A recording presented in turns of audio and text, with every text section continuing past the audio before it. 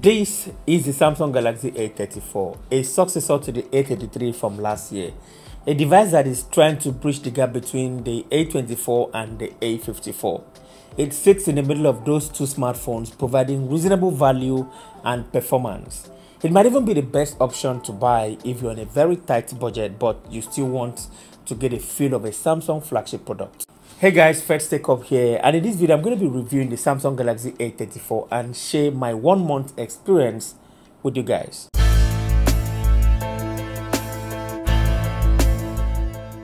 Starting with the design and build quality, just like the A54 I reviewed a few days ago. By the way, I'll have links to that video in the description box below in case you didn't see it.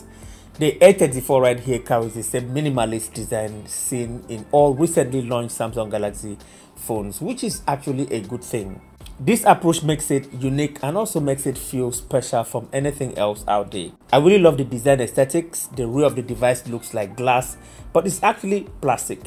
I don't like the fact that it attracts fingerprints and smudges a lot, and it is very difficult to keep clean. However, I love the rounded frame that surrounds the whole body, making it comfortable to hold. I love how sleek and compact it looks. I love the size and height feels in the hand. I love how minimal and clean the whole design looks and the overall build quality. It just feels special. And just like the rest of the A series, the A34 comes in 4 colors, which are lime, violet, white and graphite, which is actually what I have here. With an IP67 rating, the A34 is built to withstand water splash and dust.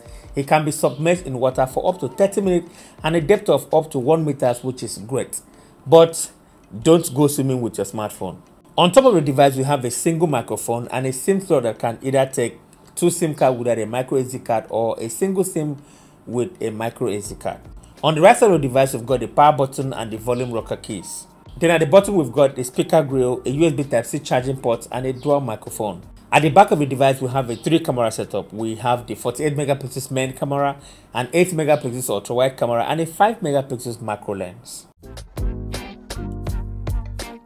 Okay, moving on to the display, the Samsung Galaxy A34 comes with a 6.6 inches 1080p Super AMOLED display with 120Hz high refresh rate. It is protected with the Corning Gorilla Glass 5. The display uses an Infinity U design, which doesn't look too pleasing in 2023. At this price point, I feel like Samsung could have opted for the same display found on the Samsung Galaxy A54. What do you guys think? Let me know in the comment section below. The U-style display houses the 13 megapixel selfie camera, and I actually love how sharp and colorful the display is. Everything appears decent and contrasty enough. With up to 1000 nits of peak brightness, using it outdoors is not an issue at all. You can see clearly even in harsh lighting conditions. Watching YouTube videos, TikTok and general media consumption on this device is super amazing. It has vibrant colors, deep blacks and wide viewing angles. The A34 comes with an in-display fingerprint scanner and it is fast. It is not as snappy as I might like it to be, but it is fast enough. The speakers on the A34 are impressive. They sound super amazing with impressive bass level and mids.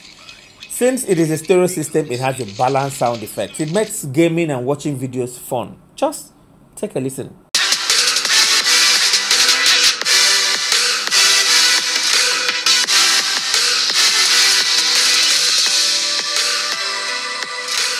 Now let's talk about performance. The Samsung Galaxy A34 comes with a MediaTek Dimensity 1080 processor, paired with 6GB of RAM and 128GB of storage. This is a solid mid-range processor and there is proof that this is a solid performer. On Geekbench, the A34 had a single core score of 1036 and a multi-core score of 2240. Then on Antutu benchmarks, we had a total score of 472,741. This is really impressive for a mid-range device. These numbers are in line with what I had on the A54. Performance on the Samsung Galaxy A34 is very impressive and I've never experienced any performance drop so far. The processor manages every task with ease. There was no lag while using the phone for multitasking or browsing the web. The gaming experience was amazing as well. As usual, I played Call of Duty Mobile and it ran at high frame rate without any stutter. The touch experience was also good, allowing fast response, especially at intense gaming level. As you're gaming, you know how it is, you want a device that has a very quick response when it comes to touches on the display. One thing to note here is that this device can get slightly warm while gaming for an extended period of time. which is what I also experienced with the A54. It is not too hot, it's just warm, okay? The 120Hz high refresh rate on here makes scrolling super fast and responsive. Another huge advantage here is 5G support. With 5G, you're always going to get a very smooth gameplay online, download of large files, and smooth online streaming.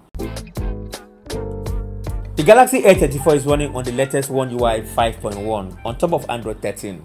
The user interface is the exact replica of what we saw on the Samsung Galaxy A54 and the entire Samsung Galaxy devices here. Most of the features found on the S series have been brought down to the mid-range phone, which is a good thing. It makes the whole experience familiar across the board. The UI is fluid with smooth animation, it feels fast and very responsive. I really love how clean and minimal the whole UI looks. It just makes the experience feel slightly better than anything else. The experience on here feels similar to the more expensive offering. Another impressive thing is that you're getting 4 years of Android software updates and up to 5 years of security updates. That is amazing. There is also Samsung K Plus that covers accidents during regular use, such as drop damage, spill or cracked screens. And while not all repairs and replacement are free, Samsung K Plus provide a hefty discount in repairing or replacing your device if something happens to it. The A34 also comes with Samsung Knox security, which adds extra layer of security, meaning that your A34 is fully secured at all times. Now let's talk about the cameras. Without a doubt, the main camera captures images with abundant details and contrast. Images from this device are remarkably impressive, especially when taken in a well-lit environment. It has decent dynamic range, punchy colors and accurate exposure. They look pleasing to the naked eyes. You get a well-balanced image, and I was also impressed with the portrait images, especially when it comes to details and edge detection. The background blur was spot on, leaving the subject properly exposed. In low light, the A34 did pretty well, even though some of the images looked soft. Night mode saw slight improvement as well, and I was able to get good night shots even though details weren't too present. The ultra-wide images look good too, but it lacks detail, and most times the images appear soft. I feel like the overall image quality could be better, just like the A54, but it is slightly held back by its processing engine. What I mean here is that the Exynos processor on the A54 handles image processing slightly better than the Dimensity processor on the Samsung Galaxy A34 right here. When it comes to video, the A34 is able to capture up to 4K 30 frames per second, but with no video stabilization. If you want your footage stabilized, you have to trickle down to 1080p. 4K 30 frames is the sweet spot for me. The footage looks pretty decent and sharp. This is the rare footage from the Samsung Galaxy A34, shooting in 4K 30 frames per second with no video stabilization. But as you can see here, it looks like the footage is slightly stabilized. But let's go ahead and run. Let's see if that will make a difference. Yeah. What do you guys think? Let me know in the comment section below, okay? The 13 megapixel selfie camera shows that high megapixels isn't everything. The images look sharp and detailed. Dynamic range was spot on, as well as the overall image quality, and everything just looks great. So guys, this is the front facing camera of the Samsung Galaxy A34, also shooting in 4K 30 frames per second, and this looks amazing. Looks okay. However, there's a slight overexposure. As you can see, look at the stone behind me right here. It's slightly overexposed, but the subject in front, which is me, is actually okay. This is looking good. Now let's talk about battery. The A34 comes with a 5000 mAh battery, and it is rock solid. It can comfortably last the entire day on a single charge, which should be more than enough for most people. The battery on the A34 offers an amazing endurance, and that's what you want in a modern smartphone. However, you won't find a charger inside the box apart from the cable, and the device only supports 25-watt charging speed, which may seem sluggish compared to what the competition is offering in this segment.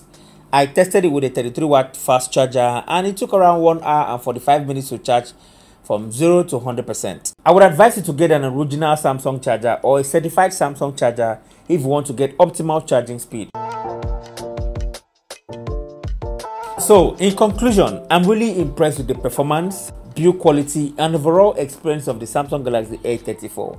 At about 230,000 Naira or $320, I feel like It is a sweet spot between the A54 because it puts up similar real-world performance and optimization.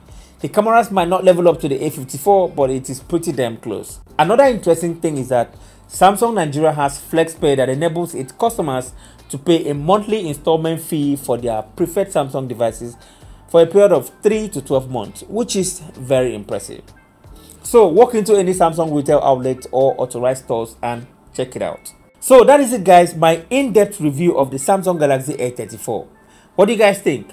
Kindly share your thoughts to me in the comment section, okay? If you enjoyed watching this video, kindly give me a like and subscribe to the channel, and I'll talk to you in the very next one. Bye-bye.